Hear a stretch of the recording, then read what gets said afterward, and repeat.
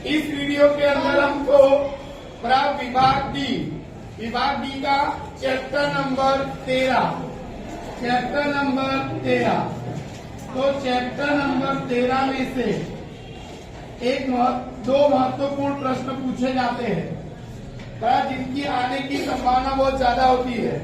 प्रश्न है विद्युत जनरेटर और विद्युत मोटर। तो यहाँ पर देखो हमको पढ़ना है विद्युत जनरेटर और विद्युत मोटर। तो यहाँ पर सबसे पहले यहाँ पर हम लिखेंगे विद्युत मोटर और यहाँ पर हमारा विद्युत जनरेटर। अच्छा, विद्युत जनरेटर को विद्युत जनित्र भी बोलते हैं। जनित्र यानी जनरेटर। तो याद रखिएगा विद्युत जनित्र यानी जनरेटर। तो यहाँ पर सबसे पहले हमको सबसे पहले क्या करना है कि सबसे पहले हमको दोनों का क्या पढ़ना है, सिद्धांत। दोनों का सबसे पहले हमको सिद्धांत पढ़ना है। तो देखो दोनों का सबसे पहले हमको क्या पढ़ना है, सिद्धांत। तो सबसे पहले देखो यहाँ पर सिद्धांत में मोटर की बात की जाए तो कोई भी मोटर हो पहले उसको हम बिजली देते हैं और बाद में मोटर चलती है, यानी बिजली देने पर यंत्र काम कर रहा है। तो यहाँ पर क्या होता है कि विद्युत ऊर्जा का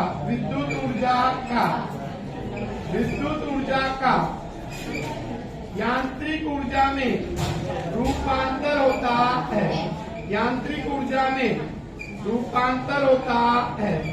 याद रखिएगा विद्युत ऊर्जा का यांत्रिक ऊर्जा में क्या होता है, रूपांतर होता है। जबकि जनरेटर में उल्टा है। जनरेटर में पहले यंत्र चलता है, बाद में बिजली उत्पन्न होती है।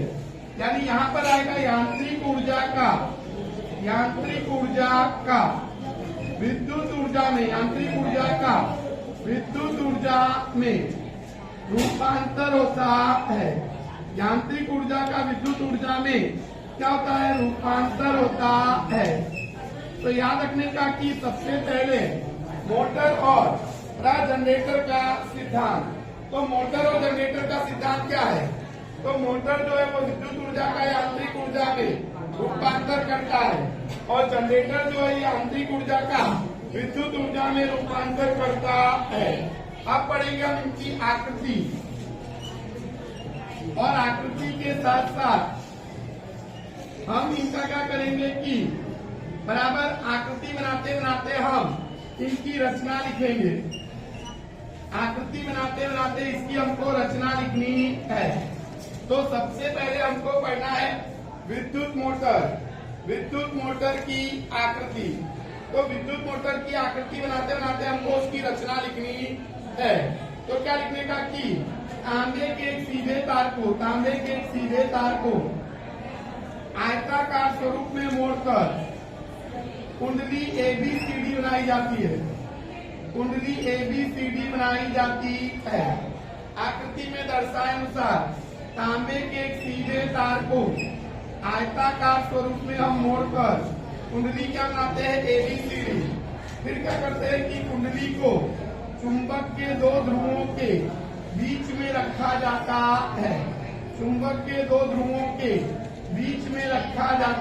है। हमको मालूम है कि चुंबकीय क्षेत्र रेखा की दिशा चुंबक के बाहर के भाग में उत्तर से दक्षिण की तरफ होती है। तो लिखने का तांबे के सीधे तार को आयताकार स्वरूप में मोड़कर कुंडली ABCD बनाई जाती है। कुंडली को चुंबक के दो ध्रुवों के बीच में रखा जाता है। अब क्या होता है कि कुंडली के दोनों सिरे, ये कुंडली के दोनों सिरे, तो कुंडली के दोनों सिरे क्या होता है कि विभक्त वलय P और Q के साथ जुड़े होते हैं। एक रिंग को काटकर हम विभक्त वलय P और Q बनाते हैं। एक रिंग को ऐसे काटकर हम बनाते हैं विभक्त वलय P और Q। याद रखने का कि क्या करते हैं कि कुंडली के दोनों सिरे विभक्त वलय P और Q के साथ जुड़े होते हैं। तो ये विभक्त वलय क्या है, P और Q। तो विभक्त वलय P और Q के साथ जुड़े होते हैं। एक रिंग को काटकर हम विभक्त वलय P और Q बनाते हैं। अब क्या होता है कि विभक्त वलय P जो है वो ब्रूस X के संपर्क में होता है, ब्रूस X के संपर्क में, और विभक्त वलय Q जो है वो ब्रूस Y के संपर्क में होता है। अब दोनों ब्रूस के बीच में बैटरी और कुंजी को जोड़ा जाता है। दोनों ब्रूस के बीच में हम क्या करते हैं कि बैटरी और कुंजी को जोड़ा जाता है। तो लिखने का दोनों ब्रूस के बीच में बैटरी और कुंजी को जोड़ा जाता है। तो ये थी हमारी मोटर की रचना। आकृति बनाते बनाते हमको मोटर की रचना लिखनी होती है कि तांबे के एक सीधे तार को आयताकार स्वरूप में मोड़कर कुंडली ABCD बनाई जाती है। अब कुंडली के दोनों सिरे विभक्त वलय P और Q के साथ जुड़े होते हैं। एक रिंग को काटकर हम विभक्त वलय P और Q बनाते हैं। विभक्त वलय P जो है वो ब्रूस इसके संपर्क में X के, और Q जो है वो ब्रूस Y के संपर्क में होता है। दोनों ब्रूस के बीच में बैटरी और कुंजी को जोड़ा जाता है। अब आती है हमारी जनरेटर की रचना। जनरेटर की रचना लगभग मोटर से मिलती जुलती है। तो जनरेटर में भी क्या होता है कि एक तांबे के सीधे तार को आयताकार स्वरूप में मोड़कर हम कुंडली क्या बनाते हैं, ABCD, कुंडली ABCD बनाई जाती है। अब क्या करते हैं कि बराबर कुंडली को चुंबक के दो ध्रुवों के बीच में रखा जाता है। कुंडली को चुंबक के दो ध्रुवों के बीच में रखा जाता है। कुंडली को चुंबक के दो ध्रुवों के बीच में रखा जाता है। तो चुंबकीय क्षेत्र रेखा की दिशा N से S की तरफ होती है। अब क्या होता है कि कुंडली के दोनों सिरे, कुंडली के दोनों सिरे, तो ये कुंडली के दोनों सिरे जो है वो क्या होता है कि कुंडली के दोनों सिरे रिंग R1 और R2 से जुड़े होते हैं। रिंग R1 और R2 से जुड़े होते हैं। कुंडली देखो, कुंडली के दोनों सिरे, कुंडली के दोनों सिरे, कुंडली के दोनों सिरे जो होते हैं वो क्या होता है कि रिंग R1 और रिंग R2 से जुड़े होते हैं। तो ये रिंग R1 है और ये R2 से जुड़े होते हैं। तो आपको याद रखने का कि कुंडली के दोनों सिरे रिंग R1 और R2 से जुड़े होते हैं। अब क्या होता है कि रिंग R1 जो है वो रिंग R1 बराबर रिंग R1 क्या होता है कि बराबर ब्रूस B1 के संपर्क में होती है, और R2 जो है वो ब्रूस B2 के संपर्क में होती है। दोनों ब्रूस के बीच में गैल्वेनोमीटर को जोड़ा जाता है। दोनों ब्रूस के बीच में गैल्वेनोमीटर को जोड़ा जाता है। दोनों ब्रूस के बीच में गैल्वेनोमीटर को क्या करते हैं, जोड़ा जाता है। तो याद रखने का दोनों ब्रूस के बीच में गैल्वेनोमीटर को जोड़ा जाता है। याद रखने का गैल्वेनोमीटर को जोड़ा जाता है। तो ये थी हमारी किसकी रचना, तो ये थी हमारी जनरेटर की रचना। तो आपको जनरेटर की रचना में लिखने का क्या लिखने का कि आकृति में दर्शाए अनुसार तांबे के एक सीधे तार को आयताकार स्वरूप में मोड़कर हम कुंडली क्या बनाते हैं, ABCD, कुंडली क्या बनाते हैं, ABCD। अब कुंडली के बराबर कुंडली के दोनों सिरे, कुंडली के दोनों सिरे रिंग R1 और किससे जुड़े होते हैं, R2 से। अब क्या होता है कि रिंग R1 जो है वो ब्रूस B1 के संपर्क में, और R2 जो है वो ब्रूस B2 के संपर्क में होती है। दोनों ब्रूस के बीच में हम गैल्वेनोमीटर को जोड़ते हैं। तो किसको जोड़ते हैं, गैल्वेनोमीटर को। दोनों की कार्य पद्धति पढ़नी है। बराबर, अब हमको इन दोनों की क्या पढ़नी है, कार्य पद्धति। तो कार्य पद्धति में देखो यहाँ पर हमको कार्य पद्धति पढ़नी है मोटर की। किसकी पढ़नी है, मोटर की हमको कार्य पद्धति पढ़नी है। तो मोटर की कार्य पद्धति में देखो क्या होता है, मोटर की कार्य पद्धति में क्या करना होता है कि सबसे पहले याद रखने का कि कार्य पद्धति में पहला पॉइंट, कार्य पद्धति में इसमें आपको 5 ही पॉइंट लिखने हैं, 5 ही पॉइंट लिखने हैं। पहला पॉइंट देखो यहाँ पर बैटरी के प्लस से विद्युत धारा उत्पन्न हो रही है और ब्रूस एक्स से होती हुई कुंडली ABCD में जाती है और फिर ब्रूस वाई से होती हुई बैटरी के ऋण ध्रुव पर आती है। बैटरी के कहां पर आती है? ऋण ध्रुव पर। तो पहला पॉइंट आपको लिखना है कि बैटरी के प्लस से विद्युत धारा उत्पन्न हुई, बैटरी के प्लस से विद्युत धारा उत्पन्न होती है और बैटरी के प्लस से विद्युत धारा उत्पन्न होकर ब्रूस एक्स फिर कुंडली ABCD और ब्रूस वाई से होती हुई बैटरी के ऋण ध्रुव पर आती है। फिर से देखो पहला पॉइंट, बैटरी के प्लस से विद्युत धारा उत्पन्न हुई और उत्पन्न होकर ब्रूस किस में गई? एक्स में। फिर कुंडली ABCD से होती हुई ब्रूस वाई से होती हुई बैटरी के ऋण ध्रुव पर आती है। अब पॉइंट नंबर 2, पराग कुंडली की दो भुजा BC और AD, कुंडली की दो भुजा BC और AD, तो उसके अंदर से बहने वाली विद्युत धारा की दिशा चुंबकीय क्षेत्र की दिशा के समांतर होती है, चुंबकीय क्षेत्र की दिशा के समांतर होती है, जिसके कारण इन दोनों भुजाओं पर बल नहीं लगता है, इन दोनों भुजाओं पर बल नहीं लगता है। फिर से देख लो, कुंडली की दो भुजाएं BC और AD, उसमें से जो विद्युत धारा बह रही है बराबर, वो विद्युत धारा की दिशा चुंबकीय क्षेत्र की दिशा के समांतर है, इसलिए इन दोनों भुजाओं पर बल नहीं लगता है, इन दोनों भुजाओं पर बल नहीं लगता है।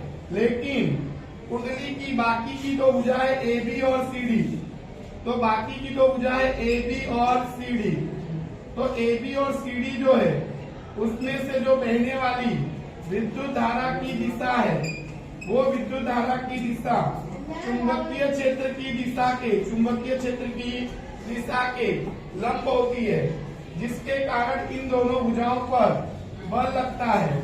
लेकिन दोनों में से बहने वाली विद्युत धारा की दिशा विरुद्ध है, एक में ऊपर बह रही है, एक में नीचे, जिसके कारण इन पर लगने वाले बल की दिशा भी विरुद्ध है, एक पर नीचे बल लगेगा, एक पर बल ऊपर, और जिसके कारण कुंडली का आधा भ्रमण होगा, कुंडली का आधा भ्रमण होता है। तो नीचे का कुंडली का आधा भ्रमण होता है। अब आधा भ्रमण जब होता है तो AB और CD का स्थान बदल जाता है, AB और CD का स्थान बदल जाता है, जिसके कारण कुंडली में से बहने वाली जो विद्युत धारा की दिशा है वो पहले थी ABCD, अब हो जाती है DCBA, DCBA, तो याद रखिएगा DCBA हो जाती है। अब क्या होता है कि जो विभक्त वलय P है वो ब्रश किसके संपर्क में आता है? Y के, और Q जो है वो X के संपर्क में आ जाता है। किसके संपर्क में आ जाता है? X के। फिर से देखो, आधा भ्रमण होने के बाद AB और CD का स्थान बदल जाता है, जिससे कुंडली में से बहने वाली विद्युत धारा की दिशा बदल जाती है, DCBA हो जाती है। और क्या होता है? विभक्त वलय P जो है वो ब्रूस Y के संपर्क में, Q जो है वो किसके? X के संपर्क में आ जाता है। अब क्या होता है कि CD और AB पराग में से बहने वाली विद्युत धारा की दिशा बदल जाती है, जिसके कारण उस पर लगने वाले बल की दिशा भी बदल जाती है। पहले AB पर बल कहाँ लग रहा था? नीचे, अब बल लगेगा ऊपर, और पहले CD पर बल लग रहा था ऊपर, अब लगेगा नीचे, जिसके कारण कुंडली का फिर से आधा भ्रमण होगा, और दो बार आधा भ्रमण होने के कारण एक भ्रमण पूरा होता है, एक भ्रमण पूरा होता है, और ये भ्रमण सतत चलता रहता है, ये भ्रमण सतत चलता रहता है। और क्या होता है कि विद्युत ऊर्जा का यांत्रिक ऊर्जा में रूपांतर होता है। फिर से देख लो, मैंने कहा इसकी कार्य पद्धति ही पूछी जाती है, ज्यादातर मेन प्रश्न है कार्य पद्धति। मैंने कहा कि मोटर की कार्य पद्धति पूछे तो लिखने कि बैटरी के प्लस से विद्युत धारा उत्पन्न हुई, ब्रूस एक्स फिर कुंडली ABCD में जाती है, फिर ब्रूस वाई से होती हुई बैटरी के ऋण ध्रुव पर आती है। अब क्या होता है कि कुंडली की दो भुजा, कुंडली की BC और AD, BC और उसमें से बहने वाली विद्युत धारा की दिशा चुंबकीय क्षेत्र की दिशा के क्या होती है? समांतर, जिसके कारण इन दोनों भुजाओं पर क्या होता है, बल नहीं लगता है। और बाकी की दो भुजा AB और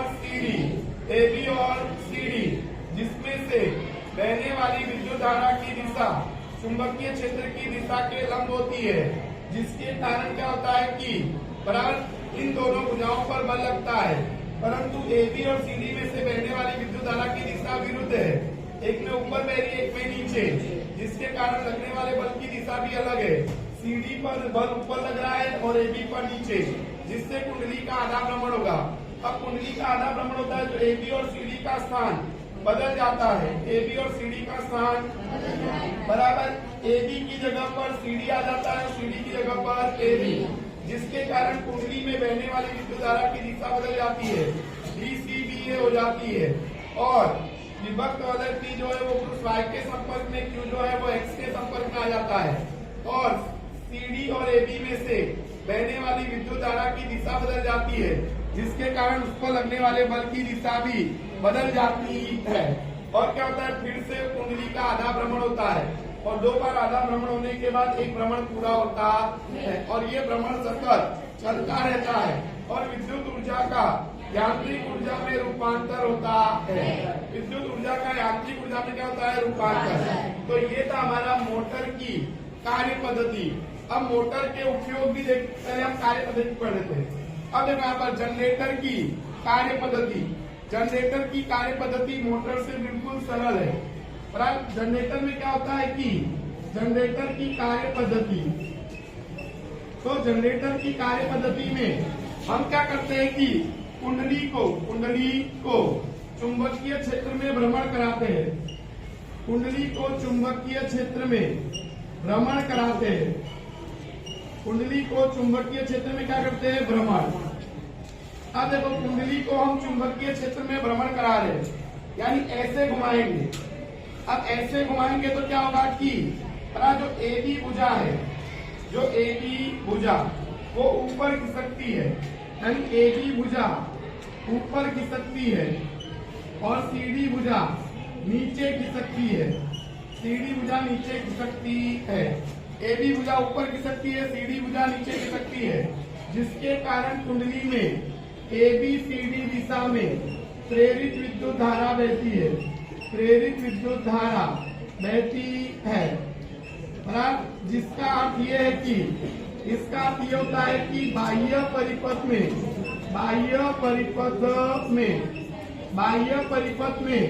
ब्रूस, बाह्य परिपथ में ब्रूस B2 से B1, ब्रूस B2 से B1 की तरफ विद्युत धारा बहती है। विद्युत धारा बहती है।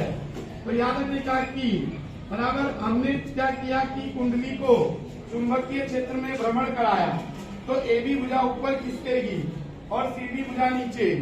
बराबर कुंडली में ABCD दिशा में प्रेरित विद्युत धारा बहती है, लेकिन बाह्य परिपथ में ब्रूस B2 से B1 की तरफ विद्युत धारा बहती है।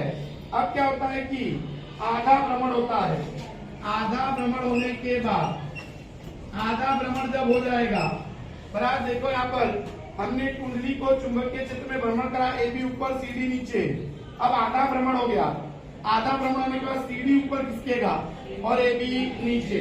तो याद रखने का कि अब CD ऊपर खिसकेगा और AB खिसकता है नीचे, AB नीचे खिसकता है, जिसके कारण कुंडली के अंदर DCBA दिशा में प्रेरित विद्युत धारा बहती है, जिसका अर्थ तो ये होता है कि बाह्य परिपथ में ब्रश B1 से B2 की तरफ विद्युत धारा बहती है।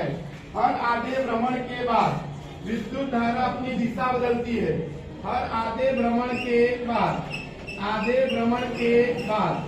बराबर विद्युत धारा अपनी दिशा बदलती है।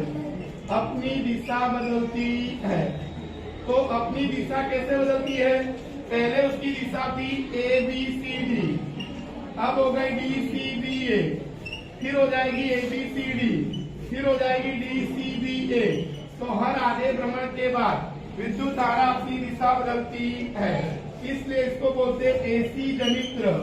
यानी एसी जनरेटर कहते हैं। इसको क्या बोलते हैं? AC generator. तो फिर से देखो, जनरेटर की कार्य पद्धति बहुत सरल है। मैंने बताया कि कुंडली को चुंबकीय क्षेत्र में क्या कराया? भ्रमण। तो एबी ऊपर, किसका? सीडी नीचे। अब क्या होता है कि कुंडली के अंदर बराबर ABCD दिशा में प्रेरित विद्युत धारा बहती है, जिसका अर्थ है बाह्य परिपथ में ब्रूस B2 से B1 की तरफ विद्युत धारा बहती है। आधा भ्रमण होने के बाद CD ऊपर खिसकता है, AB नीचे। CD ऊपर खिसकता है, AB नीचे, जिसके कारण बराबर क्या होता है कि कुंडली के अंदर DCBA दिशा में प्रेरित विद्युत धारा बहती है, जिसका अर्थ है बाह्य परिपथ में ब्रूस B1 से B2 की तरफ विद्युत धारा बहती है। अब लिखने का कि हर आधे भ्रमण के बाद विद्युत धारा अपनी दिशा बदलती है, इसलिए इसको हम बोलते हैं एसी जनित्र। एसी जनित्र कहते हैं। अब इनके दोनों के उपयोग, मोटर का उपयोग होता है पंखा, मिक्सर, वॉशिंग मशीन,